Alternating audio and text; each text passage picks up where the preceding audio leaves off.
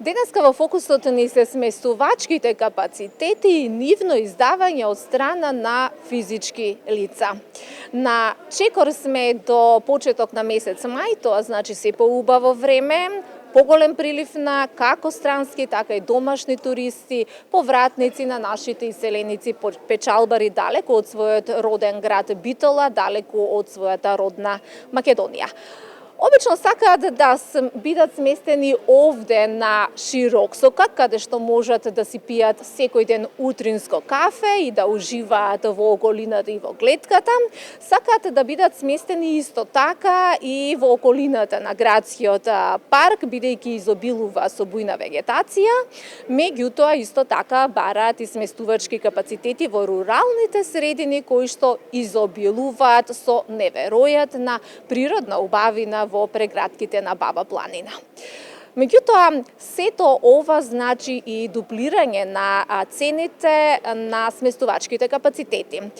Како за пример, ако до месец април еден стан од 50 метри квадратни се издаваше за 250 евра, сега цената ќе биде веќе дуплирана или за 500 евра 50 метри квадратни и така натаму. И се е тоа регуларно, меѓутоа кои се обврските на физичките лица кои што ги издаваат овие сместувачки капацитети кон државата и поточно кон управата за јавни приходи. На оваа тема ќе зборуваме со Злате Муневски, представник на управата за јавни приходи или вработен во Битола. Како што кажавте самите, се наоѓаме во сезона кога е зголемен бројот на посетители и туристи.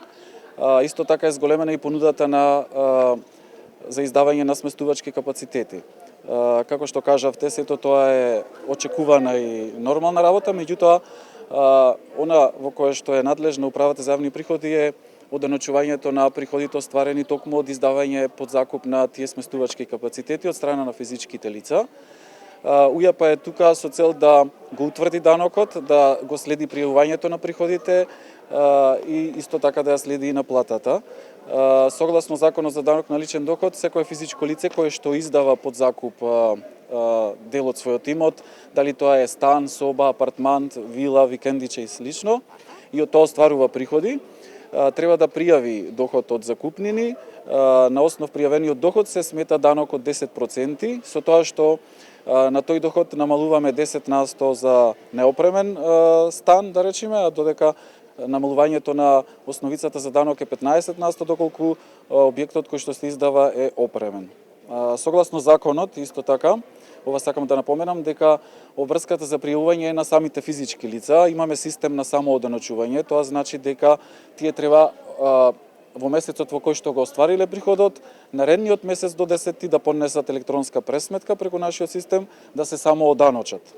Наша цел првична е да ги едуцираме и да им кажеме кои се нивните обврски, исто така кои се и нивните права, со цел да биде запазен тој дел од законот, тоа е оденочување на приходите, затоа што кога се во прашање самите физички лица и кога имаме систем на самооденочување, целата одговорност е првично нивна. За разлика од регистрирани бизниси кои што се занимаваат со издавање под закуп и кои што на некој начин полесно ги следиме, овдека е битно повторно да ја крениме свеста и да апелираме до самите физички лица, тоа да го прават редовно, навремено и на реална основа.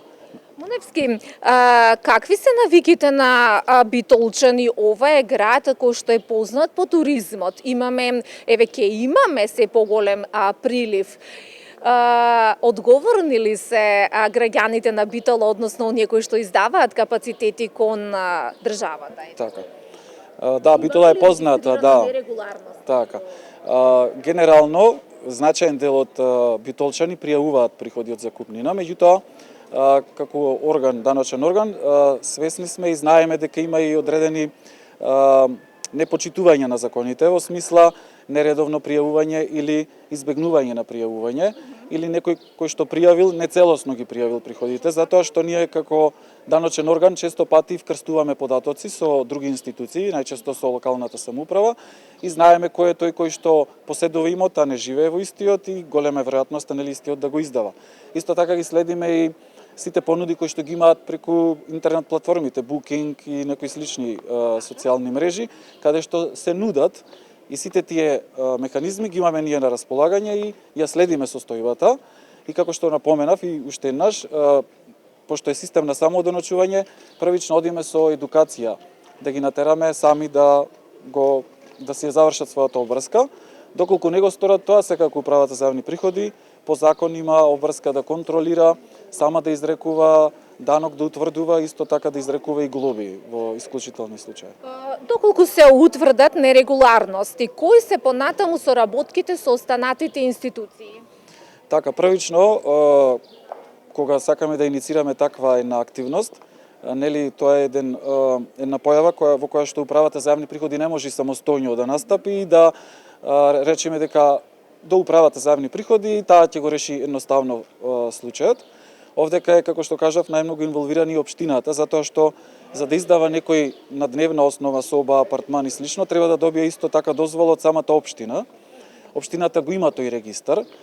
Ние во кореспонденција со општината доаѓаме до таквите податоци, ги вкрстуваме, проверуваме во нашите системи кој пријавил и како пријавил и на основ на тоа преземаме конкретни акции. Излегуваме на терен, испраќаме известување до самите физички лица, ги повикуваме на советодавен разговор, правиме одредени семинари во одредени периоди од годината со цел групно да ги едуцираме и на крајот останува во случај ако и тој апел не се почитува да констатираме сами прекршување на терен со контрола на лице место, носење на службено решение, изрекување и утврдување на данок согласно записникот од состојбата на терен. Да. Муневски ефем многу е битно исто така да подсетиме и да информираме. Зошто е добро задолжително да се пријави станувањето на еден странец? Така, тоа исто така ќе го напоменам од наша аспект, од аспект на даночната управа, е битно затоа што имаме рамноправен даночен систем. Секој кој што остварува приходи треба да плати данок и ќе биде рамноправен како некој што е регистриран за таа дејност и регуларно тоа го подмирува и е одговорен кон самата држава.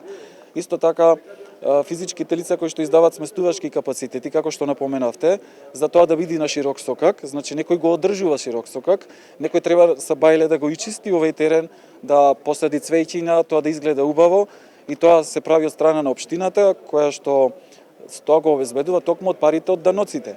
Ако сакаме на некој начин да подигнеме сликата за Битола и да привлечеме повеќе туристи, инфраструктурата се одржува токму со тие пари. Значи мора да подадеме рака, меѓутоа ајде уште да информираме од безбедносен аспект зошто е добро да се пријави. Така, да. Битно е да се пријави туристот или гостинот кој што престојува и од безбедносен аспект, во смисла кој е лицето кое што присуствувало престојувало во самиот објект, дали е тоа пријавено регуларно по закон во институциите како што е МВР, дали тоа лице ако во случај е лице кое што не треба да е тука, а МВР не знае, на некој начин овој кој што ги издал апартманот соучествува со некој таков гостин, а во случај кога го пријавува, тогаш МВР си ја презема активноста понатаму за некои безбедносни мерки и слично.